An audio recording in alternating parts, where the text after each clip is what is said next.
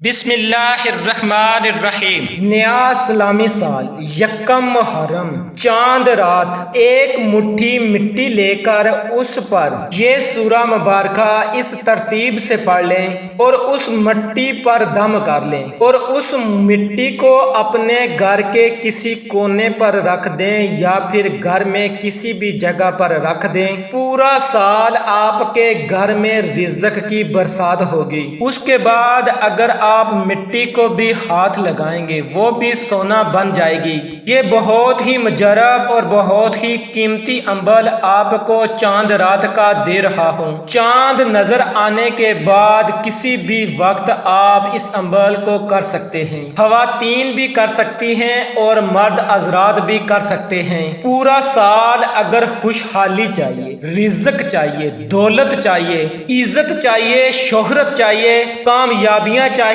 مرادیں حاصل کرنا چاہتے ہیں تو پھر یہ قیمتی عمل ضرور کیجیے گا۔ اس قیمتی عمل کو جاننے کے لیے آپ اس ویڈیو کو شروع سے لے کر آخر تک مکمل دیکھیے گا۔ میں آپ کو اس مٹی کی اہمیت بھی بتاتا ہوں اور اس کا رنگ بھی بتاتا ہوں کہ کیسی مٹی لی جائے۔ میں آپ کو بتا دوں کہ تفصیل عزیزی کے اندر یہ بات موجود ہے۔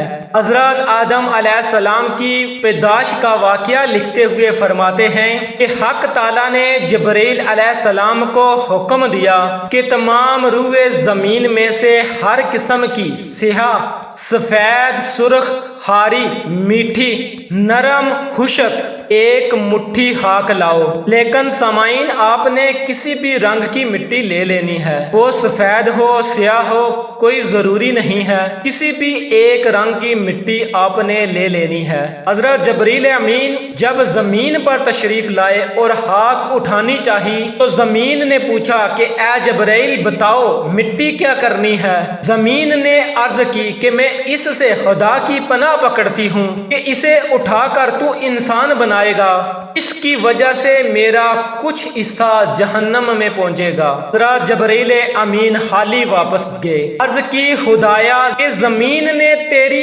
عزت کی پناہ پکڑی، میں تیرے نام اور تیرے ادب سے اس سے خاک نہ اٹھا سکا۔ پھر حق تعالیٰ نے حضرت اسرافیل کو بھیجا، پھر میکائیل کو باری باری بھیجا، یہاں تک کہ وہ بھی اسی طرح واپس لوٹ آئے۔ آخر کار اللہ رب العزت نے حضرت ملک الموت کو بھیجا۔ انہوں نے زمین کی ایک نہ سنی بلکہ فرمایا میں تو اللہ کے حکم کا تابع دار ہوں، میں عاجزی کی وجہ سے رب کی اطاعت نہیں چھوڑ سکتا، اس لیے کہ جان نکالنے کا کام میرے سپرد کر دیا گیا ہے کہ تو نے ہی اس خاک کو زمین سے الگ کیا ہے، تو ہی اس کو زمین کے ساتھ ملانا۔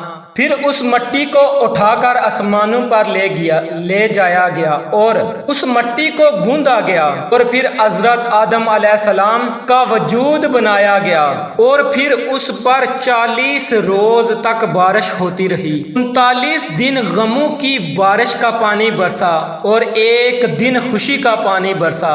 اور صوفیاء فرماتے ہیں، محدثین فرماتے ہیں کہ اسی وجہ سے انسان دنیا میں آ کر زیادہ تر غمگین رہتا ہے، کیونکہ اس وقت جب اس مٹی کا گارا بنایا گیا حضرت آدم علیہ السلام کا وجود بنانے کے لیے تو سب سے زیادہ اس پر غموں کی بارش ہوئی اور ایک دن اس پر خوشیوں کی بارش ہوئی۔ اس لیے زمین پر آنے کے بعد انسان زیادہ تر پریشان رہتا ہے، غمگین رہتا ہے اور بہت کم اسے خوشیاں ملتی ہیں۔ لیکن کوئی بھی شخص اس مٹی کا بنا ہوا، کیونکہ انسان 4 چیزوں سے بنا ہوا ہے، آگ، ہوا، پانی اور مٹی۔ ان 4 چیزوں کا انسان منبع ہے۔ ان میں سے سب سے زیادہ کردار مٹی کا ہے۔ اور جب انسان اس مٹی کے اوپر یکم محرم کو نئے سال کے دن اس سورہ کو پڑھ لیتا ہے، اس کے بعد پورا سال اللہ رب العزت اس کی تمام پریشانیوں کو ختم کر دیتا ہے، پریشانیاں دور فرما دیتا ہے، خوشیاں اس کا مقدر بن جاتی ہیں۔ اس لیے سامعین، اللہ رب العزت نے آپ کو یہ موقع دیا ہے، آپ ضرور اس عمل سے فائدہ حاصل کیجئے گا۔ جس نے بھی یہ عمل ماہ محرم الحرام کے شروع میں کر لیا تو انشاءاللہ پورا سال اس کے چہرے پر نورانیت ہوگی، اس کی پریشانیاں، اس کی مصیبتیں ختم ہو جائیں گی، کیونکہ یہ سورہ مبارکہ، اس سورہ کو سورۃ رحمان کہا جاتا ہے اور یہ سورت عام سورت نہیں، اس سورہ مبارکہ کو قرآن پاک کی دلہن کہا جاتا ہے۔ جیسے دلہن بن سنور کر اپنے شوہر کا انتظار کرتی ہے، بن سنور کر رہتی ہے، اسی طرح اس سورہ مبارکہ کو پڑھنے والا شخص بھی دلہن کی طرح ہو جاتا ہے، وہ بھی پورا سال اپنی خوشیوں میں زندگی گزارتا ہے، فاقہ تنگ دستی اس کے گھر سے ختم ہو جاتی ہے، بھوک اس کی ختم ہو جاتی ہے، پیاس اس کی ختم ہو جاتی ہے۔ یہ ایسی سورہ مبارکہ ہے جس کے ذریعے سے گھر سے بیماریاں ختم ہو جاتی ہیں، لڑائی جھگڑے ختم ہو جاتے ہیں۔ سامعین، اس عمل کا پورا طریقہ کار میں آپ کو بتاتا ہوں۔ محرم الحرام بہت ہی بابرکت مہینہ ہے، بڑی ہی عظمت والا مہینہ ہے۔ صوفیاء کرام حضور نبی کریم صلی اللہ علیہ وآلہ وسلم کی حدیث کو کوٹ کرتے ہوئے فرماتے ہیں، حضور نے فرمایا کہ ماہ رمضان کے بعد جس مہینے کی فضیلت اور عظمت ہے، حرمت والا مہینہ ہے اور جس کے روزوں کی زیادہ فضیلت ہے، وہ یوم عاشوراء کا روزہ یعنی 9-10 محرم کا روزہ ہے۔ حضور صلی اللہ علیہ وآلہ وسلم باقاعدہ یوم عاشوراء کا روزہ رکھتے تھے اور یہ 10 دن محرم الحرام کے بڑے قیمتی دن ہیں۔